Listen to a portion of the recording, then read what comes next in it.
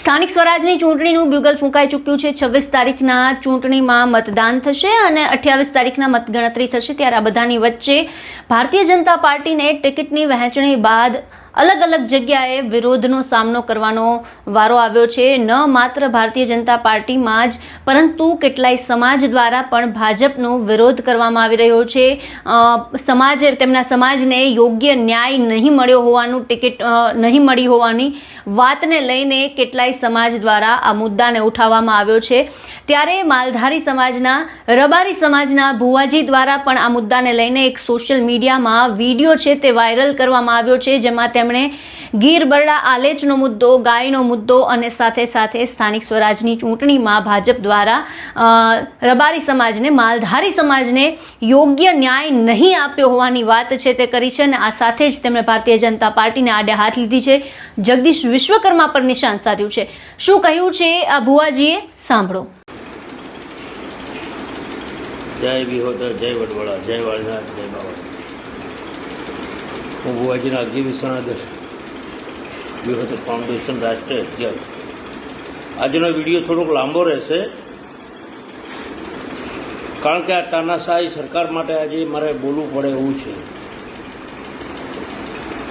અત્યારની જે હાલની તાલુકા પંચાયત, જિલ્લા પંચાયત, નગરપાલિકા, મહાનગરપાલિકા, કોર્પોરેશનની ચૂંટણી જે આવી રહી છે આખા ગુજરાતમાં,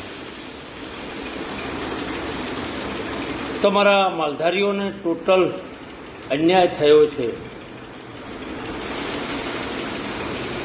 એની સામે એ ભૂલતા નહીં, ચાહે પછી ગીર બરડા આલેચ હોય, અમદાવાદની વાત હોય કે પછી ગાયની વાત હોય। અમદાવાદની અંદર બી બધાને ખબર છે કે કેટલી તાનાશાહી છે, મારા રબારી સમાજને કેટલી કનડગત પડી છે, કેટલાના મકાનો તોડી નાખ્યા છે। અને આમને તો ભાજપવાળાને તો સોનાની પાઘડીઓ પહેરાઈ છે, પણ એનું કોઈ આપણને વળતર મળ્યું નથી। એટલે કોઈને કોઈનાથી બીવાની જરૂર જ નથી ભાઈ, કોઈ કોઈનું ઘર ચલાવી હાલતા જ નથી, પોતાના સ્વાર્થ માટે જ છે। કેટલી ટિકિટો આપી જોઈ ને બધાએ, અમદાવાદમાં જોઈ લીધું, ગુજરાતમાં જોઈ લીધું। એટલે આ લોકોને જે સમજો એ અત્યારથી આ સ્વરાજની જે ચૂંટણી છે, જે તળિયાનો પાયો કહેવાય, ઉખેડીને ફેંકી દો। એ દુઃખના એ દિવસો, એ માલધારી સમાજના જે આંસુઓ, દીકરીઓના આંસુઓ, ગીર બરડા આલેચની જે વાત પડી છે, અને હજુ પાછા ઓબીસીની કેટેગરીની લઈ જવાની વાતો કરે।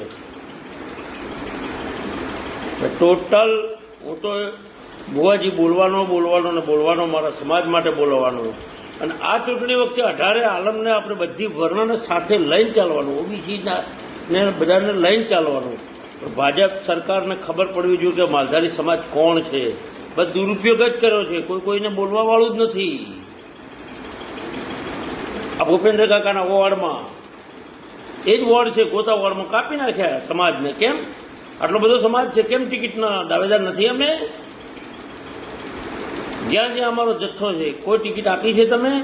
અને જ્યારે તમારી અંદર કોઈ ઓળખાણ હોય એ લોકોને 2-4 ટિકિટો આપી છે। અને પેલો જગદીશ જે પ્રમુખ બનાવ્યો, જગદીશ પંચાલ, મારા રાષ્ટ્રની વાતમાં પડવું નથી, એ ખડને પેલો જે 86 વર્ષની ઉંમરમાં એક નોર્મલ બોલી ગયો, એમાં એને ગુજરાતની માનહાનિ। આજે ગુજરાતીઓ તો સમૃદ્ધ છે, શિક્ષિત છે, બધા ડાયા જ છે, તમે બધાને ગોડા કરી નાખ્યા છે, ગુજરાતીઓને છેતરા જ છે તમે।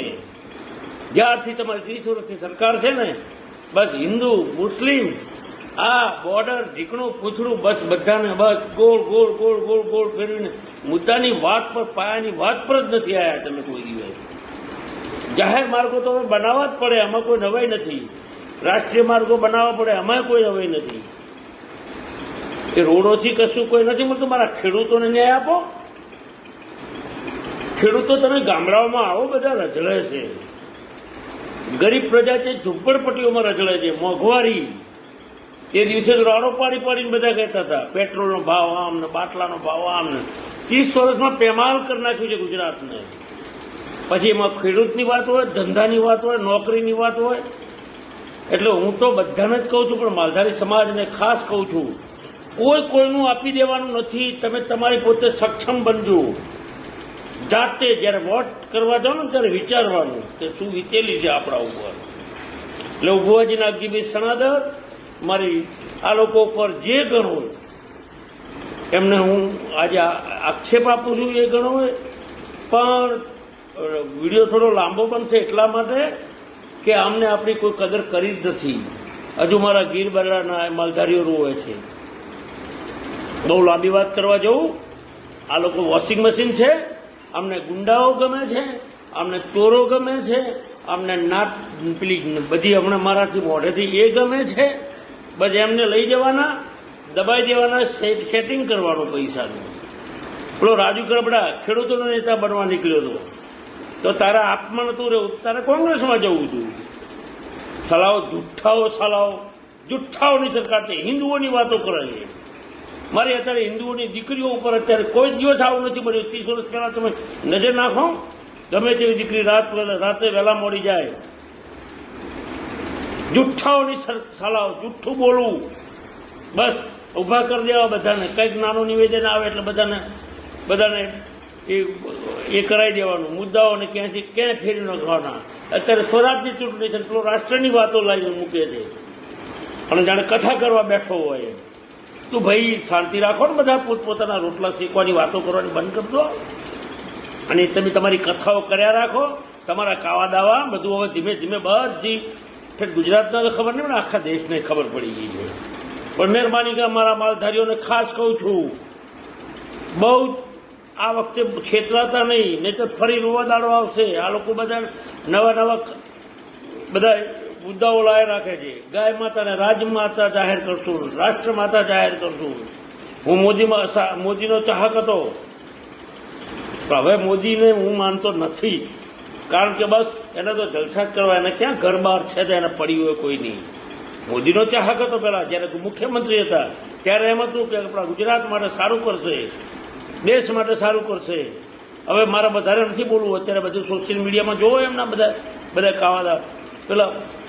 એટલે મારા માલધારીઓને નમ્ર વિનંતી છે, મારા ગુજરાતના, મારા ગામડાઓના, મારા ખેડૂતોને, મારા અમદાવાદની અંદર જે લોકોને જે મકાનો પડી ગયા છે, ઘર વિહોણા થઈ ગયા છે, અમારી દીકરીઓના જે ગાયો તાનાશાહીથી લઈ ગયા છે, બસ કાંઈ તમે બોલો એટલે જેલ ભેળા કરવાના, કાં તો તમારા પોલીસની તાનાશાહી કરવાની.